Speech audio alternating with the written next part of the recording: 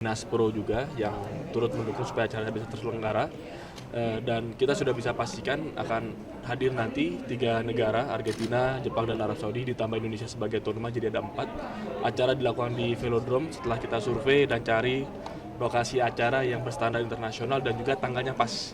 Karena kita cari tanggal harus sesuai dengan FIFA Matchday. Argentina, Jepang, Arab Saudi hanya mau datang kalau di dalam FIFA Matchday. Karena pemain-pemainnya juga sedang mengikuti liganya masing-masing. Tapi kita sudah sepakati di Velodrome, seperti tadi disampaikan, tanggal 30 Januari sampai dengan 2 Februari. Kami sebagai federasi, targetnya tidak muluk-muluk. Saya pesan kepada Coach Hector, kepada pelatih timnas futsal, agar berikan yang terbaik. Kalau kita nanti melawan Argentina, kalaupun tidak menang, tentu kita berjuang dengan baik. Tapi kita harus bisa mengukur menjadi reality check. Kesiapan futsal Indonesia sekarang sudah di level mana? Kemarin kita sudah juara ASEAN.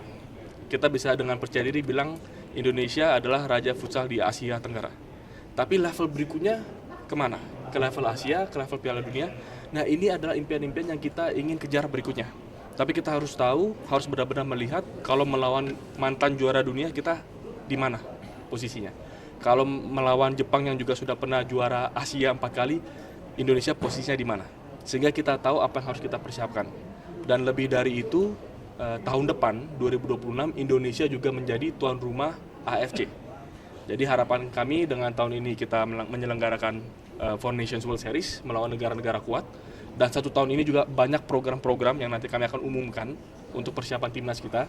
Harapannya di awal tahun depan Januari 2026 kita selenggarakan AFC di Indonesia dan kita bisa mendapatkan hasil yang terbaik di sana. Jadi ini bagian dari rangkaian persiapan timnas menuju AFC. Ya, kalau kita lihat sebenarnya komunikasi kami dengan Federasi Argentina sudah dilakukan dari bulan Juli mungkin ya, Juli tahun lalu, bahkan sebelum kita juara ASEAN. Jadi Argentina sebenarnya sudah melirik Indonesia, apalagi dengan kita juara ASEAN.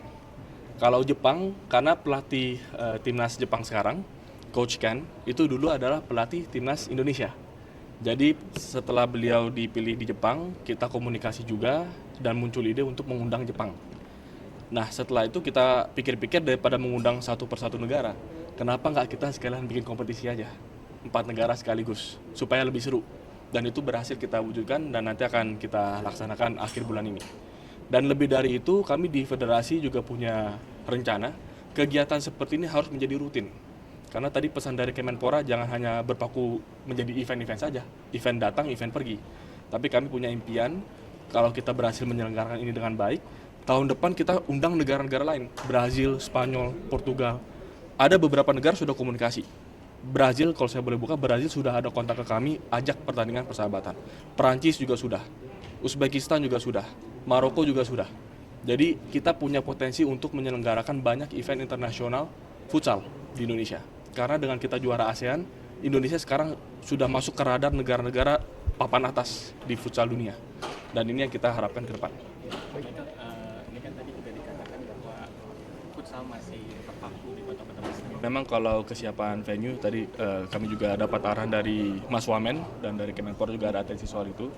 Kita mengupayakan komunikasi juga dengan Pemda-Pemda supaya ini menjadi tanggung jawab bersama. Kalau bicara dari kami di federasi, tentu kami banyak didukung oleh Kemenpora.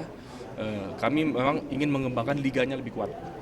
Dan liga futsal itu sistemnya belum home and away. Jadi kita 1 minggu kumpul di mana, kemudian minggu depan ke kota yang lain. Di musim kali ini kami dorong bahkan sampai ke Jayapura. Ya, kita dorong sampai kegiatannya di Jayapura, di Makassar, di Aceh, memang akan costly bagi para klub. Dan ini memang kami terus komunikasi dengan klub supaya klub-klub juga siap dengan hal ini. Tapi salah satu tujuannya adalah memang membawa futsal lebih dekat kepada masyarakat. Dan dengan kita keliling-keliling itu, kami juga dari federasi menugaskan Coach Hector dan tim kepelatihan untuk ikut. Jadi sebelum pertandingan, beberapa hari sebelumnya itu pelatih timnas futsal itu keliling ke sekolah-sekolah, kumpulin atlet-atlet pelajar, pelatih-pelatih di level bahkan di level sekolah untuk diskusi, untuk bisa sharing ilmu. Dan kami berterima kasih banyak juga kompetisi pelajar yang sudah diselenggarakan oleh swasta. Yang saya dengar tahun ini bahkan ada beberapa kompetisi nasional tingkat mahasiswa. Jadi kita sedang perbaiki piramida futsal. Supaya kalau kita mau mengincar impian juara Asia, juara dunia bahkan, itu mungkin masih 10 tahun, 20 tahun, 30 tahun dari sekarang. Tapi fondasinya kita bangun dari sekarang. kalau misalkan nih Indonesia menargetkan bisa juara dunia 20 tahun dari sekarang, berarti atlet-atlet yang nanti akan memperkuat Indonesia untuk bisa jadi juara dunia, usianya sekarang berapa? Jangan-jangan usianya masih 6 tahun, 5 tahun, 6 tahun, 7 tahun, masih SD. Artinya kan dari federasi sudah harus mulai ada perencanaan bagaimana sudah bisa mulai scouting, mempersiapkan, mengenalkan futsal, bahkan ke anak-anak yang masih baru masuk SD.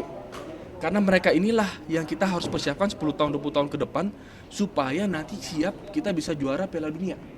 Kalau saya sih bayangkan juara Piala Dunia masih agak jauh ya. Kalau juara Asia mungkin bisa 10 tahun dari sekarang, harapan kami ya. Kita juara ASEAN, Asia Tenggara saja kita menunggu 14 tahun. Mungkin kalau juara Asia menunggu lagi 10 tahun lagi, saya nggak tahu. Tapi kita persiapkan lebih baik lagi. Piramidanya juga kita perbaiki lagi. Ya baik, progres kesehatan ya, baik. Ya, kita dalam kondisi prima karena kemarin kita juga baru juara di level ASEAN, juara AFF. Kemudian kembali dan juga liganya sudah mulai. Dan ini juga kami harus mengakui dan berterima kasih kepada para klub karena klub-klub di Liga Futsal lah yang berhasil membina pemain-pemain dengan baik. Saya suka bilang kalau pemain timnas Indonesia 3 bulan di timnas, hanya 3 bulan dalam 1 tahun.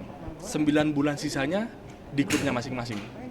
Jadi kita konsolidasi dengan para klub supaya di liganya lebih kompetitif. Itu kenapa di awal musim Liga Futsal tahun ini ada namanya Super Cup. Jadi kompetisi pramusim supaya langsung kompetitif dari awal. Ada piala yang diperebutkan. Jadi dengan ada kompetisi dari awal di liga, pemain-pemain kita yang timnas yang juga ada di liga itu selalu diasah. Sambil kita juga tetap scouting pemain-pemain lain yang belum masuk timnas tapi punya potensi. Jadi kondisi pemain-pemain saya yakin kondisi fisiknya prima. Tinggal bagaimana nanti pada saat kita panggil dengan waktu yang terbatas, karena kan kita break dari liga untuk kompetisi ini, TC-nya hanya 3 hari, kekompakannya, soliditasnya, strateginya bisa kita konsolidasikan. Dan pelatih kami, Coach Hector, keliling terus memantau liga dan berkomunikasi dengan pelatih-pelatih para klub. Supaya pada saat nanti dipanggil ke timnas, transisinya tidak perlu terlalu lama, langsung ke kondisi prima, kompak, kita melawan Argentina, Jepang, dan Arab Saudi. Pak, terkait selain dengan Kami untuk timnas futsal berikan yang terbaik. Kita mau asah, tunjukkan apa adanya. Kondisi timnas kita bangga dengan timnas sudah juara Asia Tenggara, sangat bangga. Tapi kita mau cek kalau lawan juara dunia kita sudah siap atau belum.